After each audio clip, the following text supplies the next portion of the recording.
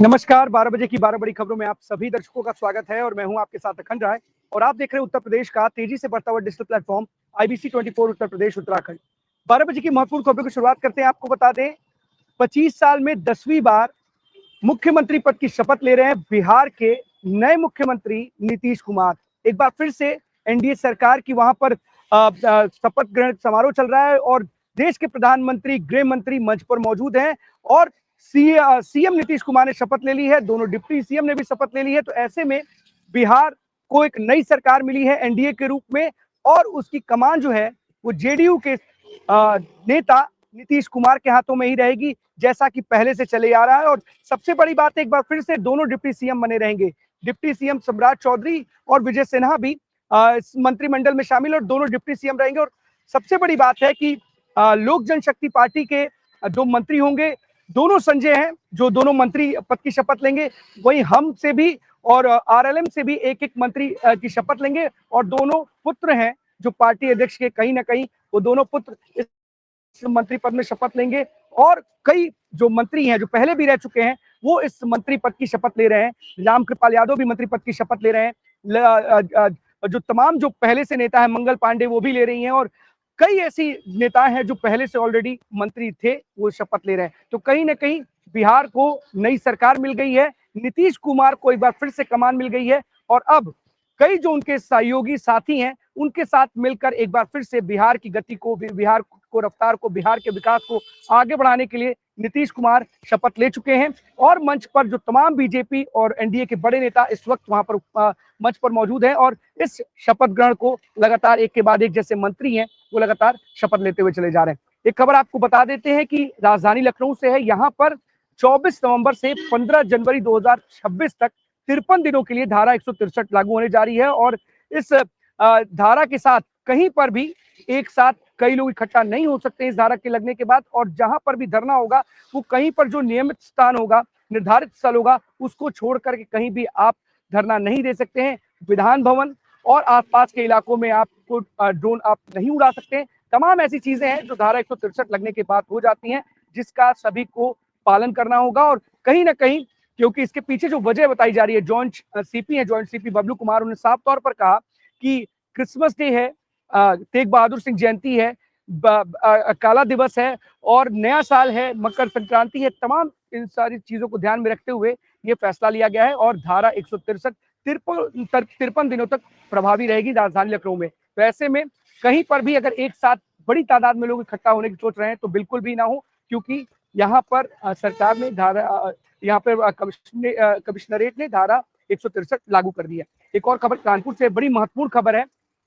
4 युवकों की मौत की खबर सामने आ रही है। रात में उन्होंने अपने कमरे में कोयला जलाया था और कोयला जला करके वो सो गए।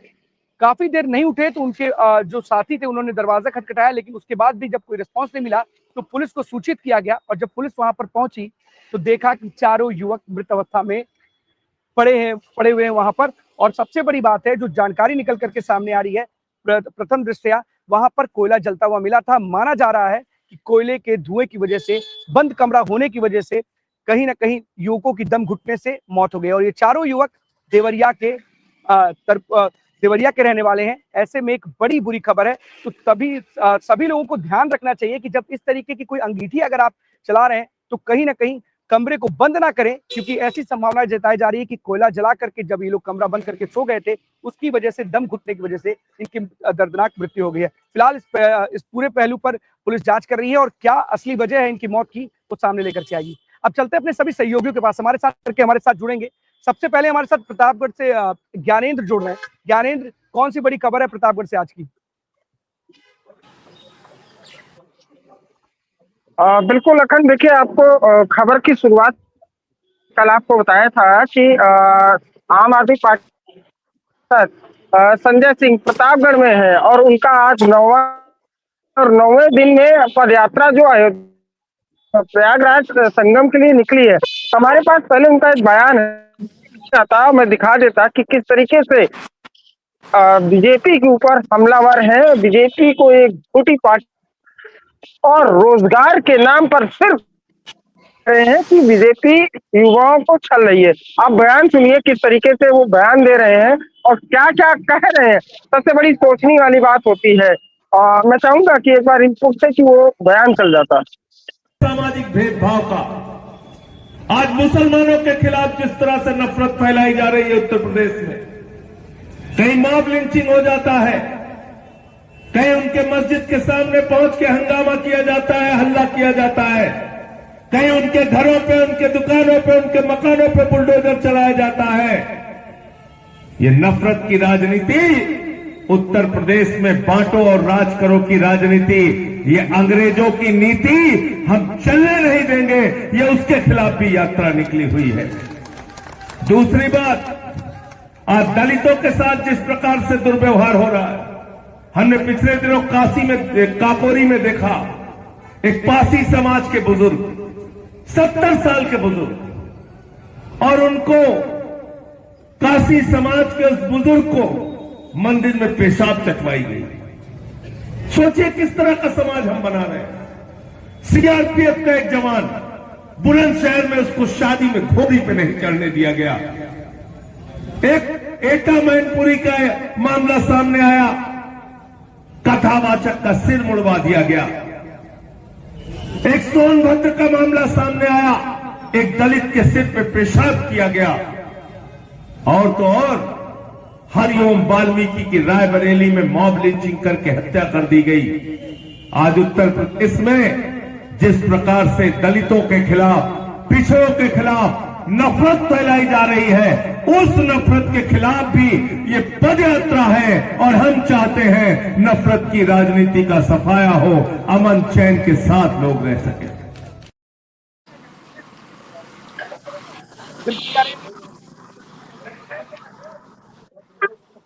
बिल्कुल, देखिए अखंड, आपने साफ तौर पे सुना होगा कि किस तरीके से ये पूरी की पूरी राजनीति खेली जा रही है। इसको कहा जा सकता है कि कल जब मैंने उनसे सवाल पूछा था कि क्या ये पद यात्रा 2027 चुनाव को लेकर के है, क्या ये पद यात्रा 2029 चुनाव को लेकर के है, तो उन्होंने साफ तौर पे ये कहा कि ना ये 27 के है ना 29 का है। केवल जिस तरीके से, एक तरीके से समाज में दृढ़ भावना रखी जा रही है, उसके लेकर के ये पूरी की पूरी पदयात्रा है। तो हमने उनसे ये पूछा कि अगली पदयात्रा कब होगी, तो उन्होंने साफ तौर पे ये कहा कि अगली पदयात्रा जल्द ही आप लोगों को सूचित किया जाएगा। सबसे बड़ी बात कि जिस मुद्दों को लेकर के आप इस पूरी यात्रा को लेकर के निकले हैं, कहीं ना कहीं आप उस मुद्दों पे रहिए, आप अन्य मुद्दों को क्यों जा रहे हैं। सबसे दूसरी बड़ी बात कि पद यात्रा अगर आप निकाले हैं तो 3 दिन का स्टे चल रहा है, खास तौर पे आज प्रतापगढ़ में दूसरा दिन है और पद यात्रा का 9वां दिन है। और साफ तौर पे अगर हम बात करें तो उन्होंने एक और पद यात्रा को लेकर के बातें कही है, ऐसे उनके कई बयान है मेरे पास। उन्होंने, जब हमने ये पूछा कि बागेश्वर धाम महाराज भी जो है पद यात्रा लेकर के चल रहे हैं, तो उन्होंने ये साफ तौर पर एक तरीके से निशाना साधा। उन्होंने कहा कि वो पद यात्रा एक तरीके से फालतू पद यात्रा है और मीडिया को खुद चाहिए कि ऐसी पद यात्राओं को न दिखाया जाए। हमने बिहार चुनाव को लेकर के उनसे साफ तौर पे बात की, तो उन्होंने कहा कि हमने केवल 80 से 85 सीटों पे हमने चुनाव लड़ा था। 80 से 85 सीटों पे हमने जब चुनाव लड़ा और कहा कि देखिए, जो जन स्वराज पार्टी थी, जन स्वराज पार्टी 3% वोटिंग पे रह गई, लेकिन हमारी पार्टी 9.3% पे जो है वोट पाई है, तो हम लोग जनस्वराज से भी आगे हैं। तो साफ तौर पे देखिए, आम आदमी पार्टी अपने आप को कहीं ना कहीं साफ छवि का दिखाने का प्रयास कर रही है।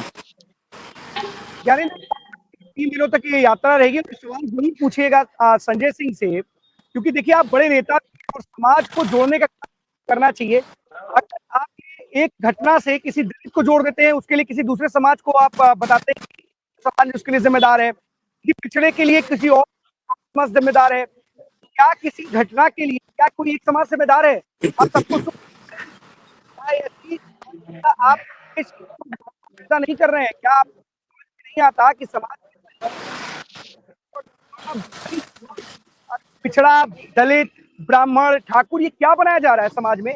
क्या किसी घटना को अंजाम देने वाला व्यक्ति अपराधी होता है, आतंकी होता है, या किसी जाति और धर्म से ताल्लुक रखने वाला होता है? सबसे बड़ा सवाल ये है, जिसने भी उस घटना को अंजाम दिया, क्या वो किसी जाति का है, या किसी धर्म का है, या फिर वो अपराधी है या आतंकी है, ये माना जाएगा। अगर क्या किसी एक आदमी के किए गए कर्मों की सजा पूरे समाज को देनी चाहिए, ये क्या मायने रखता है? और अगर आप यात्रा निकाल रहे हैं तो जोड़ने की यात्रा क्यों नहीं निकाल सकते? क्यों नहीं अहिंसा के उस मार्ग को अपना सकते जहां पर इस तरीके की भावना रखी जाए, सबको जोड़कर रखा जाए, समाज को जोड़ने का काम, समाज को तोड़ने का काम करें। कि बिल्कुल आखिरकार जो ये यात्रा है, जो पद यात्रा है, पद यात्रा का मायने मतलब समाज को करना या समाज के अंदर विद्वेष फैलाना। जहां जहां से वो पद यात्रा गुजरेगी वहां से लोगों की टेंशन होगी, लोगों में विद्वेष होगा और एक दूसरे की दुर्भावना होगी। ये सवाल जरूर पूछिएगा और उसका क्या उत्तर रहेगा हमारे दर्शकों को भी जरूर बताइएगा ज्ञानेंद्र। ये बहुत महत्वपूर्ण सवाल है, क्योंकि लगातार राजनेता इस तरीके की यात्रा करते हैं और एक तरीके से सामाजिक संगठन बनाने की बात की, समरसता बनाने की बात करते हैं और दूसरी तरफ नफरत फैलाने का काम करते हैं। और अगर इनसे सवाल नहीं लिया जाएगा तो इसी तरीके से सामाजिक खाना बाना बना हुआ है, जो हमारे एक साथ लोग भाईचारे के रूप में रहते हैं, उनके बीच कहीं न कहीं विद्वेष की भावना फैलेगी और इसके लिए केवल और केवल जिम्मेदार है इस तरीके के राजनेता और उनके राजनीतिक बयानबाजी। जरूर ये सवाल लीजिएगा और इसका उत्तर हमारे प्रदेश की जनता की भी दर्शक जरूर सुनना चाहिए। बहुत बहुत धन्यवाद ज्ञानेंद्र इस तमाम जानकारी के लिए आपका।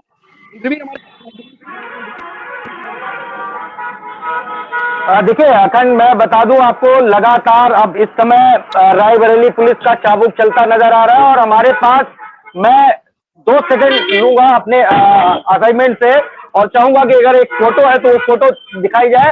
एक फोटो देखिए और इस फोटो के बाद मैं आपको बताता हूं विस्तार में कि है क्या पूरा मामला। जी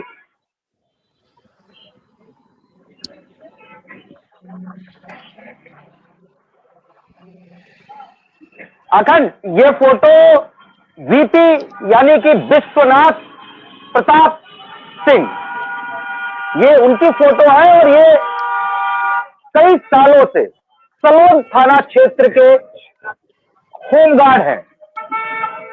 होमगार्ड, फिर से कहूंगा अपने आईबीसी के दर्शकों को, होमगार्ड है ये। लेकिन ये अपने आप को कप्तान के नीचे कभी इन्होंने नहीं समझा।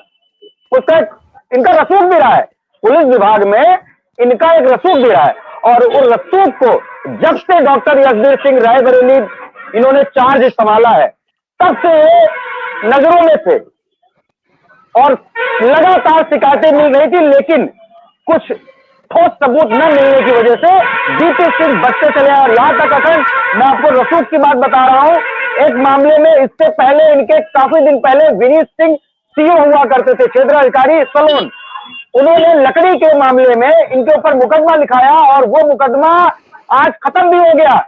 लेकिन सीओ क्षेत्राधिकारी जो उस समय जिन्होंने मुकदमा लिखवाया था वो अपनी कुर्सी से हट गए उस समय।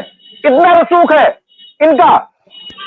और इस रसूख में अब इनका नाम कल रात को एसओजी, कल रात को एसओजी ने इनको उठाया है और डी थाना क्षेत्र के अंतर्गत इनसे पूछताछ जारी है। सूत्रों के हवाले से खबर है ये भी।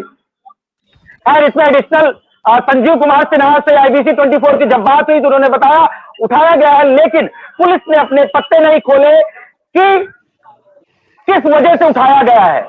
जब आईबीसी ने पूछा क्या खनन या जो और दलाली का टैग लग रहा है लोगों के ऊपर, क्योंकि हमने कहा भी था कि पुलिस वाले भी इसमें कुछ है, लेकिन अभी तक रायबरेली पुलिस ने इसमें पत्ते नहीं खोले हैं कि किस वजह से एसओजी ने इनको उठाया है और क्या इनके ऊपर चार्जेस लगने जा रहे हैं या लग रहे हैं। लेकिन अभी आईबीसी 24 भी इसको क्लियर नहीं करेगा कि किस उसमें लिया गया है, लेकिन इनसे पूछताछ जारी है। अब ये माननीय न्यायिक परीक्षा में भेजे जाते हैं न्यायालय के या नहीं, ये विषय होगा जांच का, हम इस पे कोई सवाल भी नहीं करते। लेकिन इनकी रसूख जो रही, उस रसूख को रायबरेली एसपी ने चूर चूर किया है, इनको एसओजी ने उठाया है और ये पूछताछ जारी है। जिस तरीके से इनका रसूख रहा है, बीपी सिंह के नाम से ये मशहूर रहे और इन्होंने कभी किसी कोतवालों को मतलब समझा ही नहीं। अगर वहां की किसी तरीके की, मैं खुल के कहूं, अगर कि किसी तरीके कोई डीलिंग होती थी, किसी तरीके कोई बात होती थी, किसी भी मामले में, एक मामला नहीं, जैसे कि कोई कोई कारखास होते हैं, हम लोग जब पोस्टिंग पे काम करते हैं तो कारखास होते हैं, कुछ खास होते हैं कोतवाल के, कुछ किसी और के, लेकिन कारखास सब मामलों में इंटरफेयर नहीं करते। लेकिन ये एक ऐसा पर्सन था जो सब मामलों में इंटरफेयर करता था और अपने आप को बताता था कि हम डायरेक्ट लखनऊ मुख्यालय से डील करते हैं, यहाँ कप्तान उपतान के बारे में हमारे मतलब कुछ नहीं। और कई कप्तान जो इससे पूर्व में तत्कालीन रहे, अखंड ये इनका रुतबा रहा कि इसको अपने केबिन में बिठाते थे, ये भी हकीकत है। कई सारे तत्कालीन कप्तान, हम किसी का नाम नहीं लेंगे। तो आज ऐसे रसूखदार बीपी सिंह को एसओजी ने उठा करके डी थाने में डिस्पैच किया है, लेकिन पूछताछ जारी है।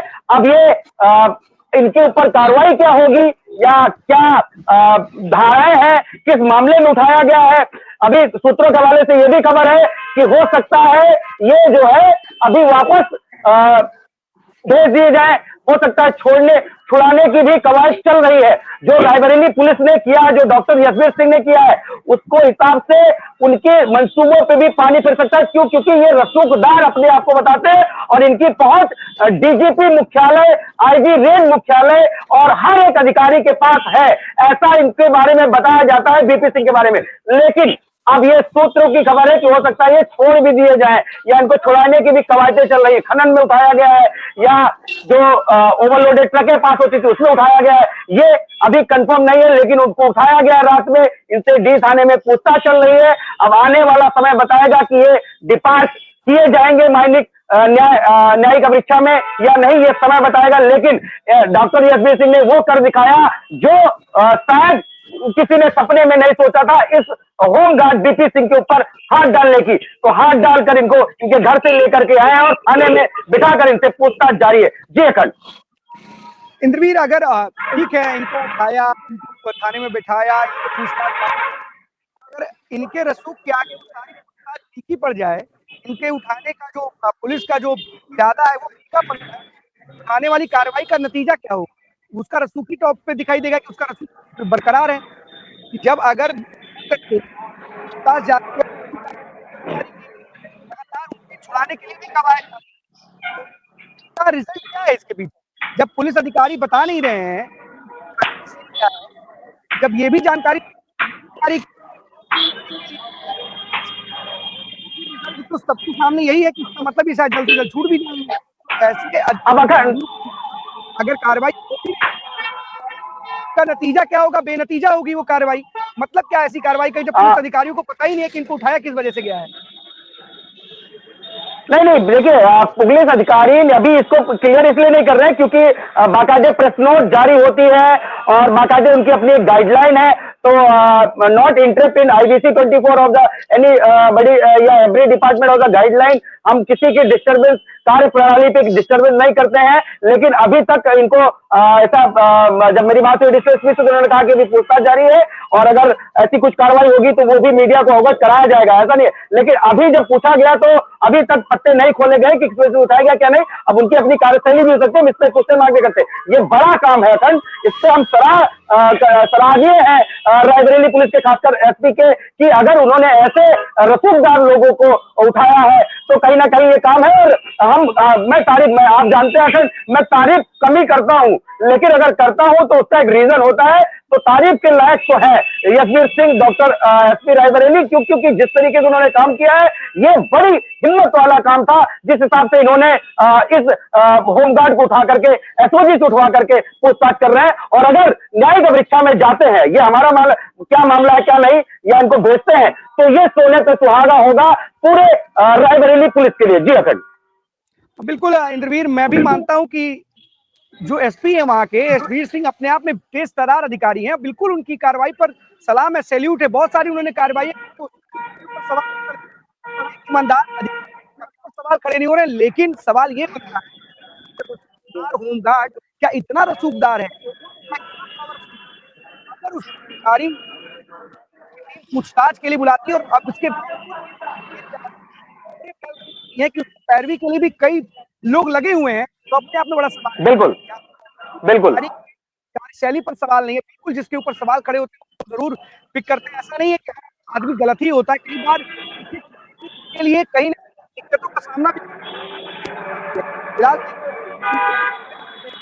रायबरेली पुलिस क्या कार्रवाई करती है, जो नौकरदार होमगार्ड है स्थिति क्या होती है, क्या वो बाइज्जत निकल जाता है या उसकी जांच बेनतीजा रहती है या फिर कोई ना कोई बड़ी के ऊपर।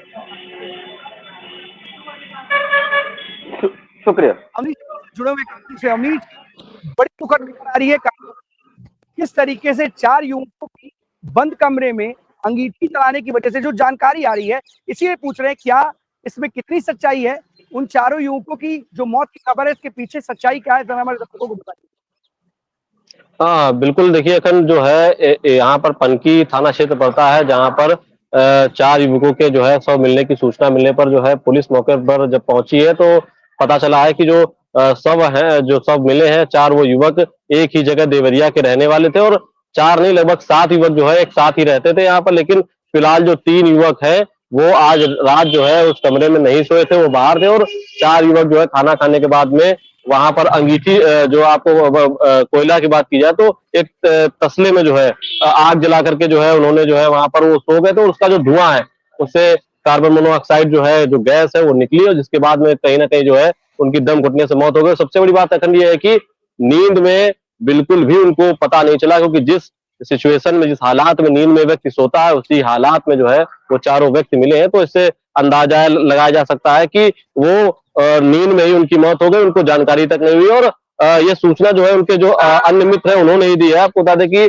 उनके जो मित्र हैं वो जो है बाहर थे, जब सुबह वो पहुंचे हैं उन्होंने देखा कि दरवाजा अंदर से बंद है, तब उन्होंने काफी देर तक जो है दरवाजे को जो है खटखटाने का प्रयास किया और खुलवाने का प्रयास किया। दरवाजा जब नहीं खुला है तो पुलिस को सूचना दी गई। जब पुलिस ने उस दरवाजे को तोड़ा है तो अंदर चारों जो युवक हैं उनके सब वहां पर मिले हैं। तो एक सीख भी कहीं ना कहीं अखंड है, क्योंकि लगातार जो है आईबीसी अपने दर्शकों से भी एक अपील करता है कि क्योंकि ठंड का मौसम आ रहा है, और ये कोयले से ही नहीं अखंड, आप जानते होंगे लगातार जो है जैसे हीटर हम जला लेते हैं, कोई वेंटिलेशन नहीं रहता है, तो हीटर के दौरान भी जो बुजुर्ग लोग हैं उनकी भी, कई लोगों की बड़े बड़े घरों में लोगों की मौत की जो है सूचना आती है। तो कहीं ना कहीं एक दुखद घटना जरूर है कानपुर के लिए और देवरिया के लिए, जिनकी जो है जिन युवकों की मौत हुई है। लेकिन इससे कुछ ना कुछ सीखने की भी जरूरत है, और आईबीसी लगातार इस तरीके से जो है लोगों को जो है जो हमारे दर्शक है उनको जो है बताता भी रहेगा कि किस तरीके से जो है को बचाव किया जा सकता है। और फिलहाल जो है जो मौजूदा स्थिति है, पुलिस वहां पर मौके पर मौजूद है। पुलिस ने जो चारों शव है उनको पोस्टमार्टम के लिए भेज दिया, और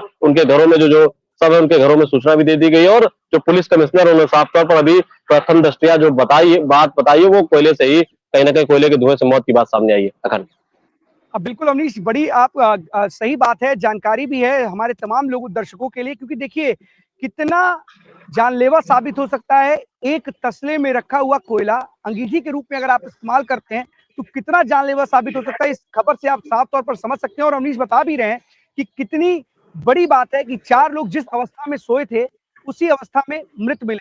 7 लोग थे, गनीमत ये रही कि 3 लोग किसी वजह से बाहर थे और 4 लोग वहां पर जो साथ में सोए थे खाना खा करके उनका मृत शरीर वहां पर पाया गया। और बिल्कुल जो निकल करके प्रथम दृष्टया बातें भी निकल करके सामने, और जैसा अमरीश ने बताया कि पुलिस भी मान रही है कि इनकी मौत जो हुई है वो दम घुटने की वजह से हुई है। तो बड़ा सवाल है, ठंडी है और ठंड में ठंड को दूर करने के लिए तमाम इस तरीके के उपाय, घरेलू उपाय किए जाते हैं, लेकिन कितना घातक और कितना खतरनाक, कितना जानलेवा आपके लिए साबित हो सकता है इस खबर से साफ समझा जा सकता है।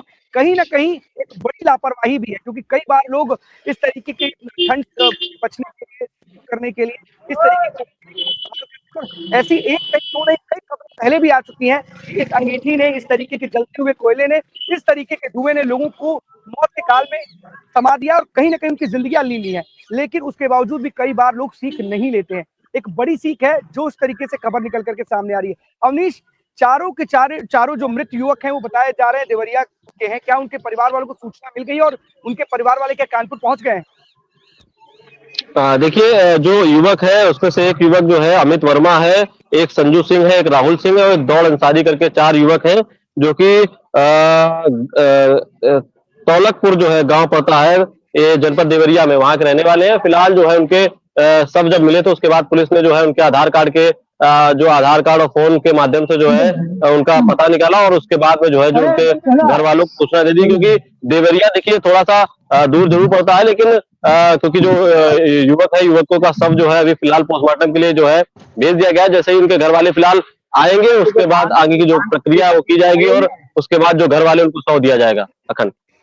हाँ बिल्कुल अमनीश की देखिए बड़ी दुखद खबर है, उनके परिवार वालों को भी सूचित कर दिया गया है और कहीं ना कहीं कोहराम जरूर उनके परिवार में मचेगा, क्योंकि कई लोग कमाने के लिए अपने घर से दूर जाते हैं और पूर्वांचल का इलाका पड़ता है देवरिया, और वहां से अपने घर परिवार अपना पेट पालने के लिए, अपने परिवार का पेट पालने के लिए वो लोग कानपुर पहुंचे थे, लेकिन कहीं ना कहीं एक छोटी सी लापरवाही उनके लिए जी का जंजाल बन गई और उनकी जिंदगी हो गई। अभी बहुत बहुत धन्यवाद आपका तमाम जानकारी के लिए। कोई भी अपडेट हो तो हमारे दर्शकों को जरूर बताइए। बहुत बहुत धन्यवाद। आगरा से जानते हैं किसी बड़ी खबर। जी बिल्कुल, देखिए अखंड आपको बता दें आज आगरा से बड़ी खबर यह है कि आगरा में विश्व दाय स्मारक ताजमहल जिसका दीदार करने के लिए 40 देशों के 126 मेहमान आज ताजनगरी आगरा पहुंच रहे हैं। लेकिन इसमें मुख्य बात यह है कि जो अमेरिका के राष्ट्रपति हैं डोनाल्ड ट्रंप, उनके बेटे जूनियर ट्रंप भी उनके साथ में आज आगरा पहुंच रहे हैं। जूनियर ट्रंप अपने दोस्तों के साथ में आज ताजमहल का दीदार करने के लिए पहुंच रहे हैं।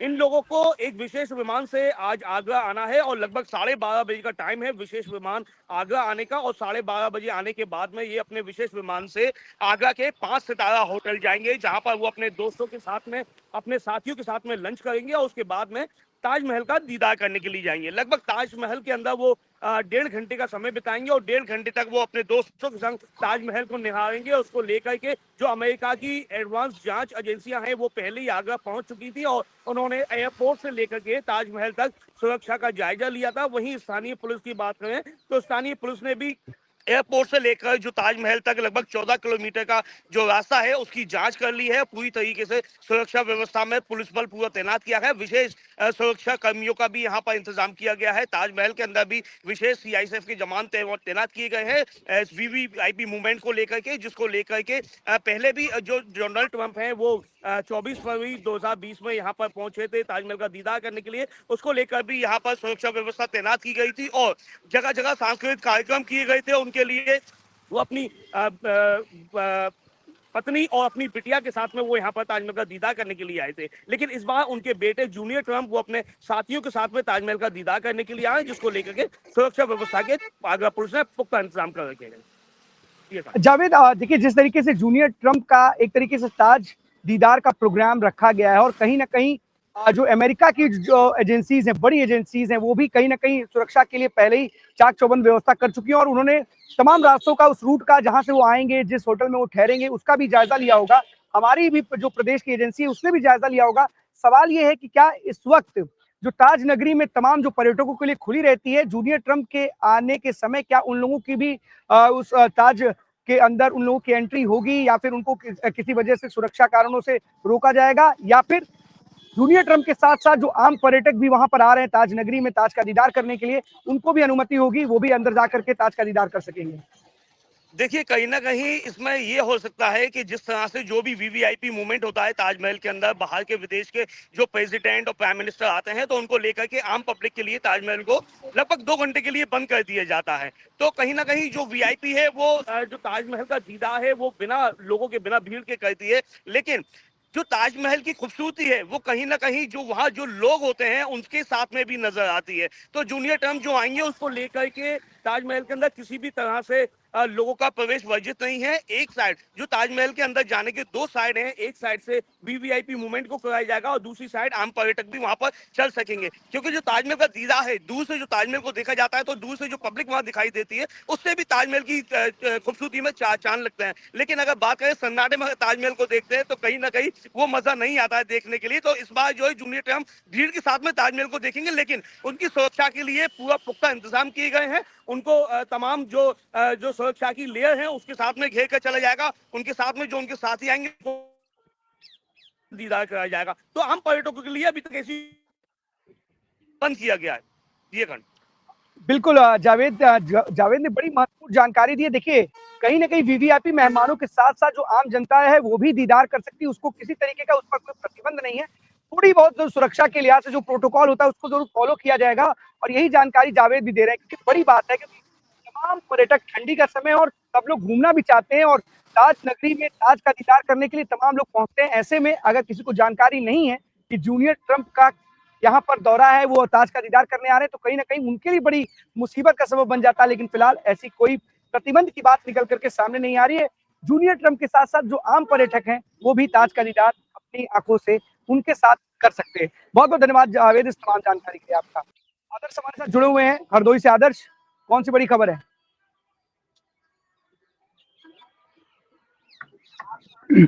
अगर आज हम बताना दें, हम हरदोई जनपद के नवीन गल्ला मंडी में समय खड़े हैं और यहाँ पर जो ट्रालियां लगाई गई हैं, ये करीब 5-6 दिन हो गए लगभग। यहाँ अभी तक लोगों सरकारी के केंद्रों पर उनकी यहाँ पर तौल नहीं की गई है। यहाँ पर एक ऐसी ट्राली लगी है जिनका अभी कल एक लखनऊ रोड पर एक्सीडेंट हुआ था बस का, जिसमें करीब 14 लोग घायल हुए थे और एक की मौत हो गई थी। उसमें एक ट्राली देखिए, हम आपको दिखा ये ट्राली जो खड़ी है, ये इसका 20 तारीख का इसका टोकन जो 20 तारीख को काटा गया था और इनके कल जो एक्सीडेंट हुआ धतन खेड़ा के पास में, ये वो ट्राली है और ये वाली है।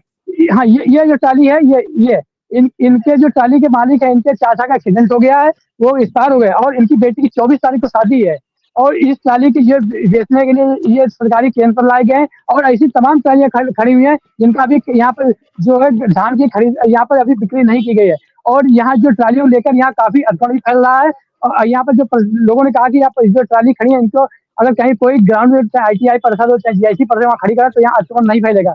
लेकिन यहाँ जो धान की खरीद है वहाँ कहीं ना दिक्कतों का सामना इन लोग करना पड़ रहा है, चाहे वो DAP खाद की लाइन हो, चाहे वो खाद की किल्लत को लेकर हो, चाहे वो यहाँ नवीन गल्ला मंडी हो। यहाँ पर जो पहुंच वाले लोग हैं, चाहे विधायक हो चाहे यहाँ पर सांसद हो, उनकी तो यहाँ जो बिक्री जल्दी हो जाती है, लेकिन जो बेचारे किसान है वो कहीं ना कहीं यहाँ पर खड़े रहते हैं। 8-10 दिन हो गए जिनकी ट्रालियों की भी जो बिक्री नहीं की गई, यहीं रहते हैं, यहीं होटल से खाना खाते हैं। ये सबसे बड़ी एक समस्या है, कौन ट्राली की बिक्री हुई है कौन नहीं हुई है। जी अखंड, सबसे बड़ी दिक्कत है कि किसान क्या केवल लाइन में खड़े होने के लिए, क्या कोई भी कतार होगा उस कतार में ही खड़ा होने के लिए किसान आया है क्या? कि वो किस खाद की लाइन में लगेगा, बीज की लाइन में लगेगा, इस तरीके जब अपनी फसल बेचनी होगी उसके लिए भी लाइन में लगेगा, कोई काम कराना होगा उसके लिए भी लाइन में लगेगा, फसल नुकसान होगी तो उसके लिए भी लाइन में लगेगा, मुआवजे के लिए होगा तो उसमें भी लाइन में लगेगा। अगर हमारे देश का अन्नदाता इस स्थिति में है कि हर बात के लिए उसे लाइन लगानी है, तो इस तरीके की लाइनों का ये उस किसानों के लिए तमाम योजनाएं चलाई जाती है, उसका मतलब क्या है? वो जो तमाम जो अधिकारी हैं वो करते क्या है? जब व्यवस्था कर ही नहीं पाते हैं, जब उनको पता ही नहीं है, तो अव्यवस्था फैलाने के लिए क्या इन लोगों को लंबी कतारें वहां पर खड़ी करने के लिए बुला लेते हैं क्या? इन किसानों को परेशान करने के लिए बुला लेते हैं क्या? क्या है उन जिम्मेदारी उन लोगों की? कोई जिम्मेदारी है? क्या कह रहे हैं वहां के जो जिम्मेदार हैं? यहाँ का प्रशासन जो है, अगर हरदोई जनपद की बात करें तो पूरी तरह से फेल चल रहा है। चाहे अटकमट की बात हो या यहाँ पर रोडवेज बस की बात करें या हम प्राइवेट बसों की। अभी परसों एक एक्सीडेंट शादी में बस जा रही, मैंने आपको चैनल के माध्यम से जो बतलाया था कि अतरौली थाने के पास में एक बस की एक्सीडेंट हुआ था जो शादी में जा रही। कल फिर एक हादसा हुआ था धतन खेड़ा के पास में, वहाँ पर एक की मौत हुई, 14 घायल हुए थे। और यहाँ पूरा ट्रैफिक व्यवस्था एकदम ध्वस्त चल रहा है, हरदोई जनपद की सारी व्यवस्था ध्वस्त चल रही है। और ये जो पीछे क्रय केंद्र है हम दिखा रहे, ये धान का सरकारी क्रय केंद्र बना हुआ। हम आपको लाइव तस्वीरें सीधे यहाँ दिखा रहे हैं दर्शकों को, अपने यहाँ के अधिकारी, यहाँ के जो हमारे मुख्यमंत्री जी योगी जी आदित्यनाथ जी हैं, उनको भी हम दिखलाना चाहेंगे कि यहाँ पर जो ट्राली लगी है, जब जहाँ तक नजर जाएगी सभी ट्रालियां लाइन से लगी हुई हैं और यहाँ पर अभी भी कोई भी इनकी जो बिक्री नहीं की गई है। जी अखंड, सबसे बड़ी विडम्बना यहाँ पर ये है और कहीं ना कहीं किसानों को ही यहाँ पर मारा जाता है। ऐसा देखिए ऑनलाइन व्यवस्था की जाती है या फिर कुछ तो ऐसा कोई माध्यम निकाले कि इस तरीके से लंबी कतारें लगवा देंगे क्या? और कोई व्यवस्था ही नहीं उनके लिए, तो बुलवा क्यों रहे हैं? अगर मान लीजिए बिन मौसम बरसात हो जाए, कोई ऐसी घटना घटित हो जाए, कुछ खराब हो जाए, बरसात में भीग जाए, तो उसकी जिम्मेदारी कौन होगा? क्योंकि वैसे भी कई बार प्राकृतिक आपदाएं नुकसान करती हैं, बिन मौसम बारिश नुकसान करती है, या फिर इसी तरीके से लंबी कतारों में लगने के लिए हमारा अन्नदाता मजबूर है। कितनी भी व्यवस्था कर ली जाए, CM योगी आदित्यनाथ कुछ भी चिल्लाए, लेकिन उसका कोई मतलब नहीं है। कुछ भी करें, आदेशित करें, निर्देशित करें, पर अधिकारियों को कुछ मतलब ही नहीं है। उनके कान में जू नहीं रहता है क्या? समझ नहीं आता है क्या? कितनी बड़ी कतार लगी हुई है, इसका निस्तारण कराया जाए, कोई व्यवस्था बनाई जाए, कोई ना कोई निष्कर्ष निकाला जाए। क्यों इस तरीके की अव्यवस्था का वहाँ पर पूरा का पूरा अव्यवस्था फैलाए हुए हैं वहाँ पे? अब देखिए, अगर हम आपको बताएं, यहाँ पर जो पहुंच वाले लोग हैं उनकी तो ट्रालियों की यहाँ बिक्री कर दी जाती है, लेकिन यहाँ पर जो बेचारे किसान हैं जो दूर दूर से आते हैं टोकन तो काट दिया जाता है, लेकिन वो टोकन जो कटता है उनकी भी बिक्री यहाँ पर दिक्कतें हो जाती है, उनकी भी बिक्री यहाँ पर नहीं हो पाती है। वो भी यहाँ पे खाली खड़े रहते हैं काफी दिनों से, उनको भी मुश्किलों का सामना करना पड़ जाता है। और हमारे तो जहाँ तक आपकी लंबी लाइन जाएगी सब ट्राली ही खड़ी है बिक्री। देखिए हम दिख रहे हैं ये पूरा देखिए ये सरकारी धान क्रय केंद्र बना हुआ है, ये सब लगा हुआ है धान का, और भी ट्रालियां भी खड़ी हुई है यहाँ पर है। लेकिन अगर किसान की बात करें, किसान यहाँ पर कहीं ना कहीं पर जरूर मारा जाता है जी। वो तो किसान के साथ दिक्कत ही है, कहीं किसान आत्महत्या कर रहा है, कहीं किसान लाइन में खड़ा है, कहीं किसान बीज के लिए, कहीं धान बेचने के लिए, कहीं गेहूं बेचने के लिए, कहीं मुआवजे के लिए। खाली लगता है किसान की जिंदगी या तो खेत में बीत जाएगी, या फिर क्रय केंद्र पर बीत जाएगी, या फिर खाद की दुकानों में लाइन में बीत जाएगी। क्या ये हमारा अन्नदाता के साथ अपमान नहीं होगा? इसी तरीके सही नहीं परेशान कर रहे,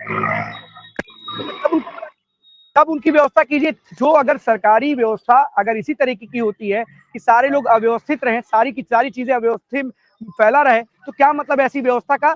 वहां के जो जिम्मेदार होंगे आदर्श उनसे पूछेंगे कि आखिरकार इस अव्यवस्था का जिम्मेदार कौन है, और अगर जिम्मेदारी है तो क्या उनके ऊपर कार्रवाई की जाएगी, या इसी तरीके हमारा किसान इसी तरीके से लाइन पे लगा रहेगा?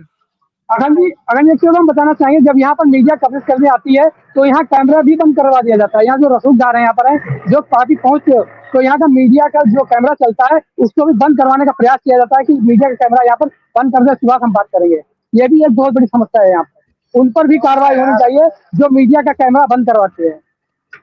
वैसे लोग को चिन्हित करने के लिए क्या आप जाकर के, अगर ऐसे लोग हैं जो कैमरा बंद कराने का काम कर रहे हैं, तो जिला का जो कप्तान है उससे पूछिए और बोलिए कि अगर क्या सच्चाई दिखाना अपराध है इस देश में, सच्चाई दिखा रहे हैं उन अधिकारियों को, दिखा रहे हैं जो अन्नदाता को बुलाता है, कतारों में खड़ा करता है, उनको अपमानित करने जैसा करता है, अव्यवस्था का शिकार है वो लोग। और अगर अव्यवस्था को दिखाया जाता है, दर्शाया जाता है, तो कौन है वो लोग, कौन है रसूखदार? वो आकर के इन कैमरों पर हाथ फेरते हैं, हाथ कैमरा हटाने की कोशिश करते हैं।